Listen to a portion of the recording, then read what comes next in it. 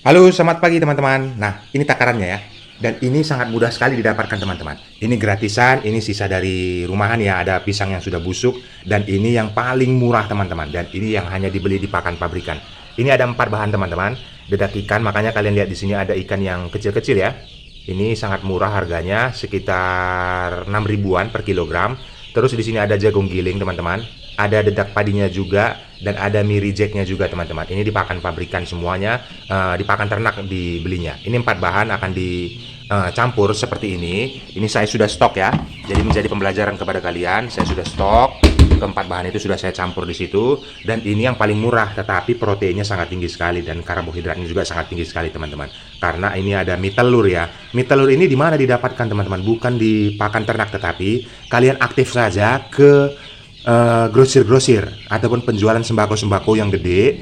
Kalian tanyakan saja teman-teman. Jadi kalau misalnya kalian aktif bertanya itu, apakah ada mie yang reject ataupun mie yang udah expired yang sudah tidak laku, itu nanti berkardus-kardus di situ teman-teman. Ini satu plastik ini harganya cuman ya 1.000 saja teman-teman, 1.000. Isinya ada 6. Dan di tempat kalian nanti mungkin lebih murah lagi karena kita beda daerah ya. Artinya tinggal nego saja nanti dengan pemilik tokonya, apakah ada skala besar. Nanti kalau misalnya ada mie seperti ini, mie telur seperti ini, kalian bisa simpan di dampong seperti itu teman-teman. Dan ini jauh lebih murah ya. Dan ini kondisinya seperti ini. Ini saya campurkan saja. Ini semuanya dimasak teman-teman. Ini olahan dari batang pisang menggunakan chopper itu. Yang mau samaan silahkan ya, di deskripsi diklik saja. Sudah hampir setahun saya pakai, tidak pernah rusak itu teman-teman. Sangat bagus sekali. Nah ini kondisinya dia di bawah ya. Campuran olahan dari batang pisang yang sudah dicacah. Terus saya taruh mie yang tadi. Lalu saya tuangkan. Sebelumnya itu ada pisang ya. Ada dapat pisang di rumah tadi yang sudah busuk tidak dimakan. Nah ini lalu dituangkan di atasnya. Nah, kita membuatnya sampai airnya mendidih saja teman-teman, supaya lebih lunak. Karena di sini ada dedak ikannya juga. Ini kalian lihat sendiri ya, ada ikannya yang kecil-kecil teman-teman ini. Ini bagus sekali proteinnya kepada ayam untuk pembentukan daging ataupun pembesaran otot ayam, itu sangat diperlukan teman-teman. Nah sudah seperti ini tinggal dicampurkan saja. Kalian nanti kan setiap hari untuk cucian beras. Jadi pada saat kalian cuci beras itu teman-teman, airnya itu jangan dibuang teman-teman. Airnya itu dimanfaatkan untuk rebusan yang akan kita lakukan ini. Nah sebelum itu ini juga ada limbah dari rumahan ya.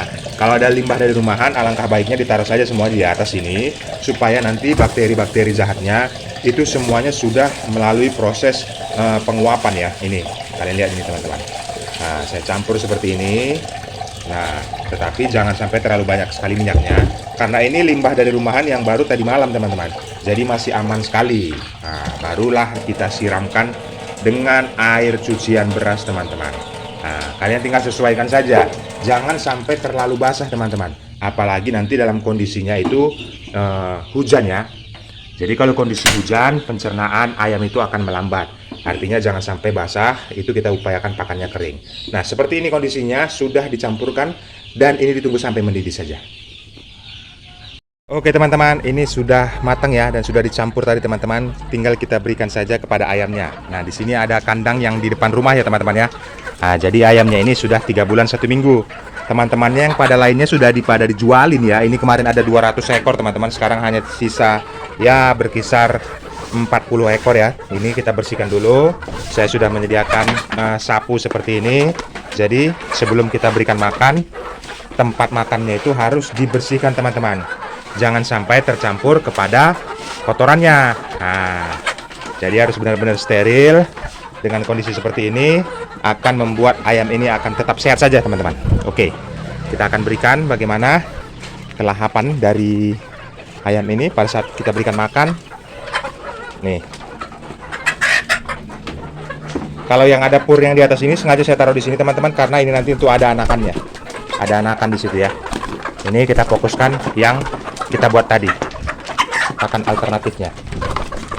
Nih, sengaja saya buat memanjang seperti ini supaya semuanya kebagian. Nah, di sebelah sisi sini juga saya buat. Nah, itu teman-teman. Jadi kondisi yang kita berikan ini benar-benar mereka minatin ya. Nah, tuh. Ini campuran dari batang pisang, bagaimana hasil olahan cacah mesin pencacah itu ya. Di deskripsi yang mau samaan silakan teman-teman. Nah, Yang saya fokuskan tadi dalam video ini, kalian itu harus aktif teman-teman, aktif dalam pencarian pakan yang bisa efisien ya, artinya yang paling murah. Kalau bisa kita cari yang paling murah. Kenapa? Di sini tadi terdapat mie telur ya. Mie telur itu saya sudah ada langganan kepada grosir ya, grosir penjual kayak minyak goreng, mie instan, telur, dan itu skala besar di pasar teman-teman. Jadi saya jumpain Koko itu kebetulan yang punya adalah Cina, orang kita China. Jadi itu saya tanyakan teman-teman, adakah mie yang di sini reject ataupun expired yang sudah tidak lagi dikeluarkan dari toko ini ataupun sudah tidak lagi diminta ke pabriknya, karena kan mereka mengambil skala besar. Jadi pada saat saya tanyakan seperti oh banyak-banyak katanya.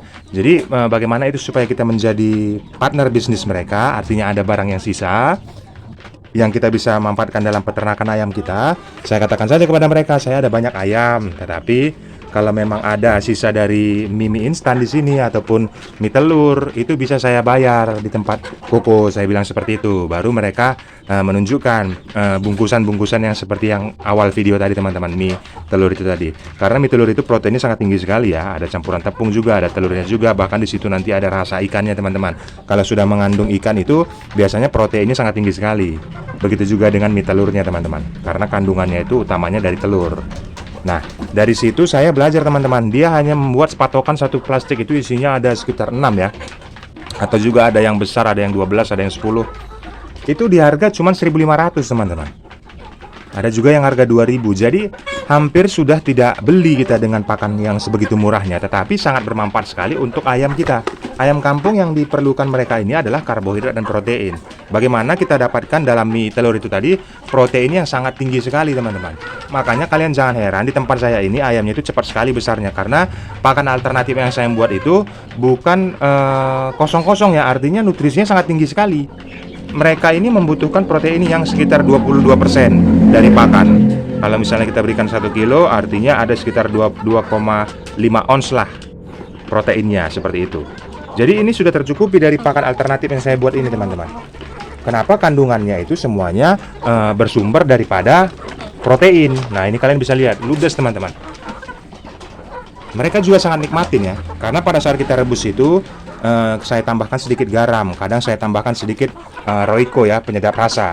Jadi daya nafsu makan ayam ini tetap terjaga. Itu teknik-teknik dasar yang mungkin kalian bisa terapkan di tempat kalian. Apalagi nanti pemula ya, pemula peternakan ayam kampung, mereka sudah nanti stuck. Loh, ayamnya tidak mau makan, pada saat diberi makan ayamnya ceker-ceker, kebanyakan yang dibuang ataupun mereka pilih-pilih makannya karena rasanya tidak ada teman-teman. Jadi rasa itu sangat mempengaruhi bagaimana antusiasnya ayam ini bisa brutal untuk makannya teman-teman. Nah seperti itu. Begitu juga dengan bulunya. Bulunya ini tetap komplit, artinya mengkilap. Artinya di situ saya memberikan nutrisinya tambahannya dari serat batang pisang. Ada kandungan vitamin C-nya juga, mineralnya juga sudah terjaga di situ. 50% dari bahan yang saya olah ini menggunakan batang pisang. Cara pengolahannya itu saya buat simpel ya. Artinya kalau misalnya saya cacah-cacah mungkin memakan waktu sekitar 1 jam baru selesai. Kalau saya menggunakan mesin chopper, mesin otomatis itu hanya sekitar 1 menit selesai teman-teman. 1 menit saja selesai. Apalagi batang pisang itu kalian banyak nanti di rumah ya. Kalau misalnya saya itu banyak stok saya di belakang rumah itu. Makanya saya nggak akan kehabisan batang pisang, karena dia bertunas terus teman-teman. Ada juga kemarin yang bertanya bagaimana dengan batang pisang, nanti kalau ditebang-tebangin itu kan langsung dia sudah habis, untuk kedepannya bagaimana.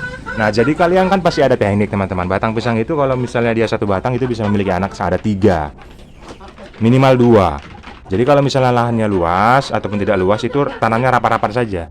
1 batang pisang gedebuk yang panjang besar itu teman-teman, kalau misalnya sudah sebesar badan kita ataupun sebesar kepala orang dewasa, itu bisa bertahan sampai 2-3 minggu teman-teman. Artinya yang dicacah bagian, ya kalau misalnya kalian buat pakan sekitar jadinya sekitar 5 kilo pakan alternatif atau 4 kilo lah katakan ya, 4 kilo. Batang pisang itu hanya diambil 2 kilo saja. Jadi kalian kan sudah pasti sedikit ya. Kalau misalnya batang pisang panjang nih sampai sana, nah, yang diambil 2 kilo cuma segini aja. Makanya saya bilang sahan sampai 2-3 minggu 1 batang yang gede itu.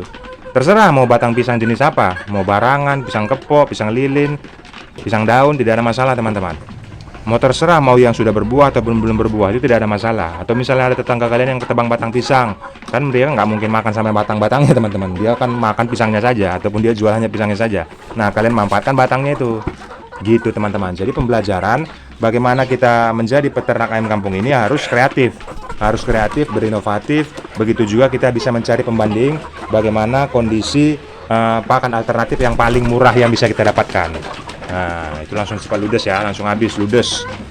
Nah, seperti ini teman-teman.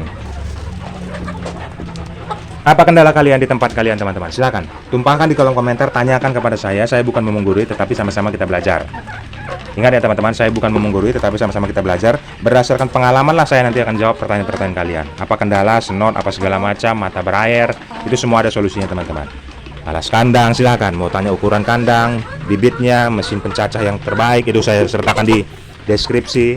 Saya juga pakai mesin itu ya. Artinya saya rekomendasikan toko yang pernah saya beli di situ. Nah, mau mesin penetas ada juga di deskripsi. Kalian cek aja di video ini, ada selengkapnya tulisannya. Itu klik saja teman-teman. Nanti dia akan diarahkan ke tokonya. Nah, saya selalu mengedukasi agar kita berbagi ilmu. Tujuannya tetap mendapatkan keuntungan yang maksimal. Oke, semangat terus untuk dunia peternakan kampungnya. Salam kasih dari Jerry Plawi.